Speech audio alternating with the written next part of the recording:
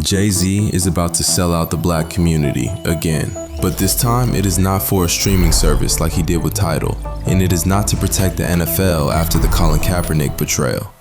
This time, it is for the upcoming federal elections.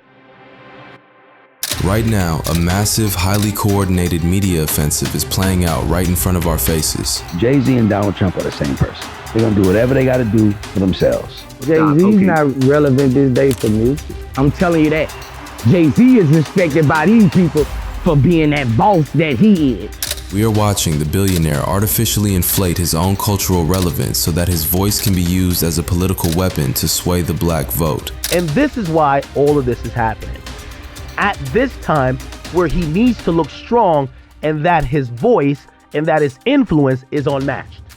But before we expose the dark money in the media hit squads currently operating behind the scenes, we have to look at the cold-blooded corporate transaction that set this entire operation into motion. Jay-Z recently signed an exclusive deal with Target to distribute the 30-year anniversary white vinyl edition of his debut album, Reasonable Doubt. Jay-Z obviously makes a lot of money. At this level, it cannot simply be about money. Jay-Z got him all compromised now, man. Ain't no hope left, bruh. Everybody getting compromised, bruh. Just 12 months ago, Target pulled off one of the most aggressive, unapologetic betrayals of the black community in modern retail history.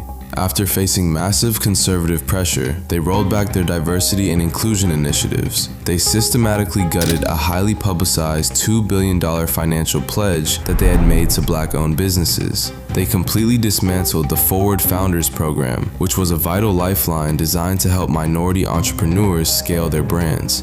In immediate response, a massive nationwide boycott was mobilized. Black consumers, civil rights attorneys, and community leaders took to the streets, protesting outside Target's headquarters in Minneapolis, rightfully declaring the rollback as a massive betrayal of racial equity.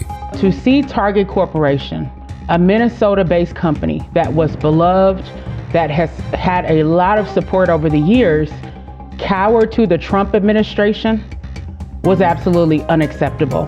Bloomberg has now listed Target not as a safe stock. When we started the Target fast, Target was at $145 a share. It has now plummeted to $83 a share. Target was bleeding foot traffic and losing the culture fast. They refused to give the activists a single concession. They refused to reverse the cuts. Instead, they bought a shield. They cut a massive check to Jay-Z to secure the exclusive rights to the Reasonable Doubt anniversary vinyl. He's never had less power and less cultural equity. All of Jay-Z's shows, watch them all kind of lean towards politics too. Because we were supposedly not supposed to be supporting Target right now because of the way they was moving with not hiring no blacks and things of that nature. Jay-Z is not just selling a record. He is actively selling Target their public absolution. By partnering with one of the most foundational, untouchable artifacts in hip-hop history, Target are effectively trying to buy their way out of the controversy by using Jay-Z as a cultural cover. The same folk that purchase your album first are the same people disenfranchised by the organization you're partnering with today. And unfortunately, it's not the first time you've done this. We are watching a repeating pattern play out in real time, where the genuine political and economic outrage of the black community is completely undermined by a capitalist who expertly masks corporate greed as cultural progress. And this Target deal? This is just a warm-up for the biggest political buyout in American history. Welcome to Redline Theory. But to truly grasp the sickness of this move, you have to understand that selling out the culture for a paycheck is not an accident for Jay-Z. It is not an isolated lapse in judgment. It is his entire highly lucrative business model. It is a calculated blueprint of exploitation, and we have seen him run this exact same play before. You have to rewind the clock back to August of 2019 to see the origin of this maneuver. The National Football League was bleeding out. Colin Kaepernick had taken a knee to protest police brutality, igniting a global movement. I mean, ultimately, it's to bring awareness and make people realize what's really going on in this country. I'm seeing things happen to people that don't have a voice, people that don't have a platform to talk and have their voices heard and affect change. In response, the NFL owners effectively blackballed him from the sport, and as a result, a massive portion of Black America simply walked away from supporting the NFL. The issue still has not been resolved, and yes, the industry did blackball him. Now, what would change it overnight is if the public decided to say, okay, we're not going to watch. When somebody disrespects our flag, to say, get that son of a bitch off the field right now, out, he's fired. He's fired! The league was drowning in bad PR, entirely backed into a corner and desperate for a rebrand. So, they called Roc Nation. For a massive, undisclosed sum of money, Jay-Z sat down next to NFL Commissioner Roger Goodell in a Manhattan press conference and provided the league with the ultimate cultural bailout. Colin's whole thing was to bring attention to social injustice, correct? So, in that case, right, this is a success, right? This is the next thing, right? Because there's two parts of protesting. You go outside and you protest, and then the company or the individual say, I hear you. What do we do next? When reporters pressed him on how he could possibly partner with the league that was actively destroying the career of a peaceful protester, his answer was chillingly dismissive. He looked directly into the cameras and said that we had moved past kneeling. Okay, I think we've passed kneeling. Yeah, I think it's time to go into actionable items. In a single press conference, the raw, grassroots outrage of a marginalized community was neatly packaged, neutralized, and sold right back to the oppressor. Look what he did with the NFL. Look what with title. Look what this. People have gotten off of the Jay-Z train. We saw the exact same playbook executed during the title acquisition. Remember how that streaming platform was aggressively marketed to the public? It was pitched as a pro-Black, artist-owned revolution. Kanye West. For today, we announced the launch of Tidal, the first ever artist-owned global music and entertainment platform. It was sold as a unified weapon against the predatory practices of corporate streaming monopolies. The culture was urged to subscribe and spend their money in the name of empowerment and independence. Yet the very second the valuation of the company peaked, the so-called revolution was flipped to Jack Dorsey and Square for hundreds of millions of dollars, resulting in a massive personal payday for Jay-Z. He did Tidal, he had Nicki, he had Khaled, all these people, right? Look up and see what Jay-Z sold Tidal for? And nobody got no money? Look up that. Oh, wow. Did somebody get any money off of that? Nicki was hot as fish grease. When you press him on these glaring contradictions, the excuse is always exactly the same. The narrative gets spun to claim that because Black people do not control the distribution of wealth in this country, we are forced to partner with established corporate giants just to gain a seat at the table. It sounds pragmatic. It almost sounds noble. Until you take a step back and look at who is actually sitting at that table. The community that provided all of the cultural leverage, all of the boycotts, and all of the purchasing power is left standing outside in the cold. Meanwhile, the billionaire uses their collective pain as leverage to secure his own exclusive equity. Target, the NFL, Tidal. The culture gets angry, the corporations get scared, and Jay-Z steps in to cash the check. Which brings us to right now, because that exact same blueprint is being activated again, but this time it is playing out on a scale we have never seen before. In a recent, highly publicized interview, Jay-Z explicitly laid out his operational strategy for 2026. After years of relatively quiet, behind-the-scenes maneuvering, he declared that this year is entirely about playing on the offensive. This is the first thing I'm doing. Yeah, actually, it was just like, all right, man, we played enough defense. 2026 is all offense. And over the last several months, the public has been subjected to a massive, precision-guided media resurgence designed to completely dominate the timeline and artificially inflate his relevance. Suddenly, the most reclusive billionaire in hip-hop is everywhere you look. The offensive officially kicked off under the stadium lights at the Roots Picnic in Philadelphia. Emerging with a completely new aesthetic, having chopped off the signature dreads he had worn for 8 years in favor of a fresh afro, he stepped onto the stage and delivered a surprise. A cappella freestyle that instantly set the internet on fire. Every one of them playing these silly games. That 1-800 ambulance chaser with a wish one came. But 911 is a joke. Public enemy #1, I've been ranked. It was a calculated, ruthless display of dominance. He fired direct, surgical kill shots at Drake. He mocked his former Rockefeller partner Dame Dash, brutally about his teeth falling out. He delivered a devastating blow to Nicki Minaj, weaponizing her husband's criminal record. And he sent a direct warning shot to Kanye West for daring to speak on his family. All of us knew that this was coming. Yes. On the last episode, I told y'all on the last episode that Jay-Z was gonna respond You did to say Drake. that. I really told didn't y'all. believe you. I know, and I told y'all he too competitive. By systematically tearing down his biggest detractors on a festival stage, he sent a clear message. He is the untouchable apex predator of hip-hop. He wanted the industry to fear him again, but sheer fear is polarizing. Fear breeds resentment, and if you want to successfully execute a mass media campaign, you have to balance that fear with profound empathy.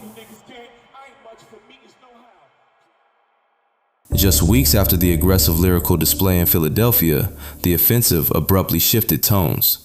A highly produced, deeply intimate documentary short titled The Blueprint was suddenly released by Beyoncé's hair care brand, Secret. Narrated by Beyoncé herself, the film provided a manufactured, incredibly vulnerable look at the grueling, week-long process of combing out his 8-year-old locks. The narrative was meticulously crafted to pull your heartstrings. They claimed the original hair journey was undertaken just to help his young daughter feel confident about her natural texture, and that the new afro was a loving tribute to his late father. Fear on the festival stage. Vulnerability and empathy in the family home. A sold-out summer stadium run celebrating a legendary discography. This is not the behavior of a retired musician putting out a project. So Jay-Z and Roc Nation, they're in line to help the Democrats take back government from Trump. You have to step back from the spectacle and ask yourself a strictly logical question. Why? Why is a reclusive billionaire suddenly engaging in this exhausting, highly orchestrated visibility farming? If the ultimate goal is just to sell a commemorative vinyl at Target or to move some units of a new shampoo line, the return on investment for a man of his immense, insulated wealth makes absolutely no sense. He does not need the retail money. He does not need the fame. He already won capitalism. When a billionaire of this magnitude goes on the offensive and floods the media zone, it is never just for a victory lap. It is because a much larger, unseen entity is currently in play. So you know how Trump won the election? And as soon as he won, because Elon supported him a lot, he puts Elon in this position and gives him some fake position and was like, this is Doge. So the Democrats this year are looking for the people to be their Elon. Not necessarily in donating money, but in influence. I'm telling you this because I know it. So, if he isn't doing all this exhausting visibility farming to sell records or hair care products, what exactly is the end game? To find the answer, you have to dive deep into the digital underbelly of hip-hop media, where a highly controversial, speculative conspiracy theory is currently tearing the internet apart. Recently, prominent digital commentator DJ Academics has been loudly sounding the alarm, publicly risking his entire platform to expose what he describes as the darkest, dirtiest side of the music industry. He claims that Roc Nation is not just a record label, they operate like a mafia. He alleges that the company utilizes secretive touring deals, monopolistic control, and relentless bullying tactics to strong-arm independent artists and crush any form of industry dissent. Roc Nation is going to be, or they're trying to be, what they have been for the NFL and what they have been for when the Barclays was coming to Brooklyn. We could sell salt to a fucking snail. Because I'm Jay-Z. black people listen to me when I speak. And right now, the internet is connecting this propaganda machine to a much larger, infinitely more dangerous political endgame.